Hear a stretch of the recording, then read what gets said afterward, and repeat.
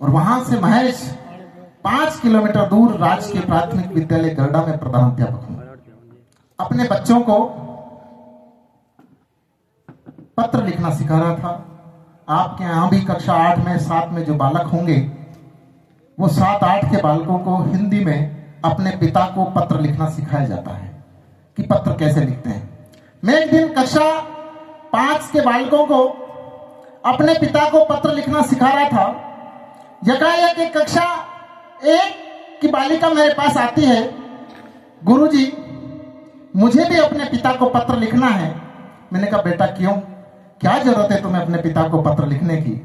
उसने जो कहा कि मेरे पिता सेना में हैं और साल में एक बार आते हैं, मैं उनको पत्र लिखना चाहती हूँ। याद करिएगा शहीद मुकुट बिहारी मीणा, जो खानपुर से महज 10-12 किलोमीटर दूर लडानिया गांव के निवासी हैं थे और अभी परमात्मा की शरण में है। भारतीय सेना की तरफ से पाकिस्तान से लड़ते हुए वो शहीद हो गए।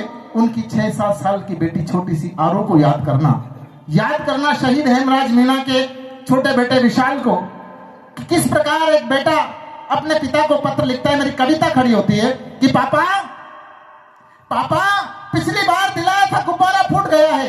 एक सैनिक का बेटा किस प्रकार अपने पिता को पत्र लिखता है कि पापा पिछली बार दिलाया था गुब्बारा फूट गया है, आंखें मलती है दादी चश्मा टूट गया है, फीस बढ़ गई कॉलेज की बुआ का नाम कट गया, कई बार सिला था बाबा का कुर्ता फट गया, पापा पड़ोस का चंदू खिलौने दिखा कर खेलता है, कुछ कहो तो अपने बाप को बुलाकर धौंस फेंकता है, अरे ओ रामू चॉकलेट दिखाता है और दिखाकर रख लेता है, साला देता भी है तो पहले चख लेता है।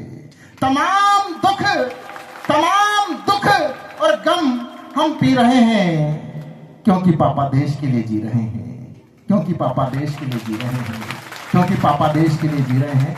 एक सैनिक का बेटा उस पत्र को लेकर घर चला जाता है। अब उसकी माँ उस पत्र में लिखती है कि आ जाना होली पर। इस पूरी कविता में मैंने जानबूझकर 4 बार मिट्टी शब्द का प्रयोग किया है।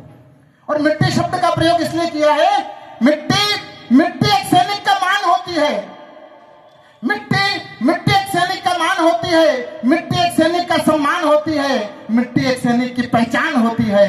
अरे ये मिट्टी ही तो है जो एक सैनिक के लिए सच्चा हिंदुस्तान होती है। तब कहना चाहता हूं, उस बालक की मां उस पत्र को आगे लिखती है कि आ जाना होली पर, दोनों रंग भरेंगे जीवन में, कई दिनों के बाद मिलेंगे, आग लगी है तन मन में, पर मुझको मालूम है तुम नहीं आओगे क्योंकि तुमको मुझसे ज्यादा इस देश की मिट्टी से प्यार है। मैं भी इसी की बेटी हूँ, मुझको कहाँ इनकार है। अरे कैसे भूल सकती हूँ मैंने मांग लिया था प्यार तुम्हारा तुमसे पिछली होली में। अरे कैसे भूल सकती हूँ मैंने मांग लिया था प्यार तुम्हारा तुमसे पिछली होली में, तुमने कुछ मिट्टी उठाकर भर दी थी मेरी झोली में। तिरंगे की शान के लिए लड़ते रही हो, जब तक दुश्मन सामने हो लड़ते रही हो, पर फुर्सत मिले तो आ जाना। मुन्ना रोज रास्ता देखता है और कहता है पापा आएंगे, खिलौने लाएंगे, घोड़ा बनेंगे, प्यार करेंगे, फेरेंगे हाथ गाल पर। अम्मा चौखट पर रोती है, बाबा रोते हैं चौपाल पर। अम्मा चौखट पर रोती है, बाबा। पत्र चला जाता है, पर इस देश के सैनिक को कहां फुर्सत है कि वो अपने घर परिवार को प्राथमिकता दे। इन सबसे बेखबर वो अपने काम में लगा रहा। सैनिक के पास पत्र जाने के बाद की स्थिति देखिए। इन सबसे बेखबर वो अपने काम में लगा रहा, देश की रक्षा के अंजाम में लगा रहा, चलाने लगा वो धड़ाधड़ से गोलियां, दुश्मन के खून से खेली फिर होलियां, मिट्टी का कण उसने लाल कर दिया, मां भारती का ऊंचा उसने भाल कर दिया, पर दुश्मन की गोली कैसा वार कर गई, उस लाल के सीने को आर पार कर गई। धड़ाम से गिरा वो खुश हो के जोश में, जैसे मुन्ना सो गया माँ के आगोश में। मुन्ने के खिलौने में क्या एक सैनिक जब जाता है क्या क्या छूटता है।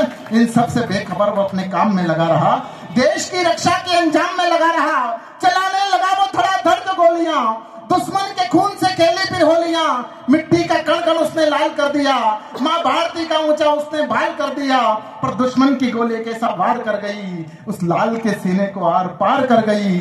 धड़ाम से गिरा वो खुश हो के जोश में, जैसे मुन्ना सो गया माँ के आगोश में। मुन्ने के खिलौने में छूट चुके थे, मुन्ने के खिलौने में छूट चुके थे, बहन की राखी के धागे टूट चुके थे, माँ की लकड़ी बाप का दुशाला नहीं रहा, नन्हे बच्चों के मुंह का निवाला नहीं रहा। फुर्सत कहां थी कविता में दूसरी बार मिट्टी शब्द का। मां की लकड़ी बाप का दुशाला नहीं रहा, नन्हे बच्चों के मुंह का निवाला नहीं रहा। फुर्सत कहां थी कुछ लिख पाता चिट्ठी पर, फुर्सत कहां थी कुछ लिख पाता चिट्ठी पर। मरते मरते वंदे मातरम लिख गया था मिट्टी पर, मरते मरते वंदे मातरम लिख गया था मिट्टी पर।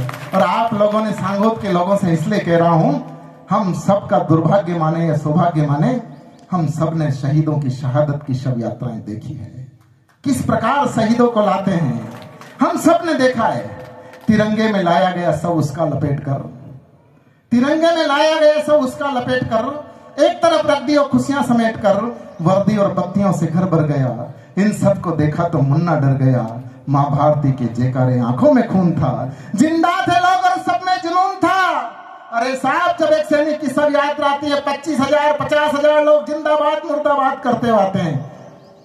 उनकी शहादत के 50 दिन बाद कितने लोग उनके घर जाकर हालचाल पूछते होंगे। ये मेरा सौभाग्य है, ये मेरे रक्त के संस्कार हैं। चाहे सांगोद के हेमराज मीणा हो, चाहे झालावाड़ के मुकुट बिहारी मीणा हो, चाहे झालरा पाटन का शहीद निर्भय सिंह हो, चाहे बौरा के सीताराम मीणा हो, मुझे हर होली दिवाली राखी पर उनके घर जाने का सौभाग्य मिलता है। और मैं इसी को अपना प्रण समझता हूं, मेरा लक्ष्य है, मेरा सपना है ये, ताकि किसी भी शहीद का परिवार परेशान न रहे।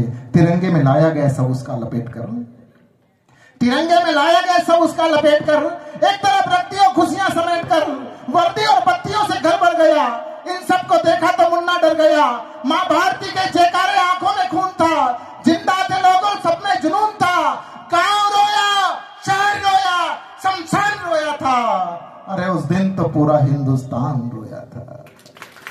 तिरंगे में लाया गया सब उसका लपेट कर, एक तरफ रख दियो जैसे खुशियां समेट कर।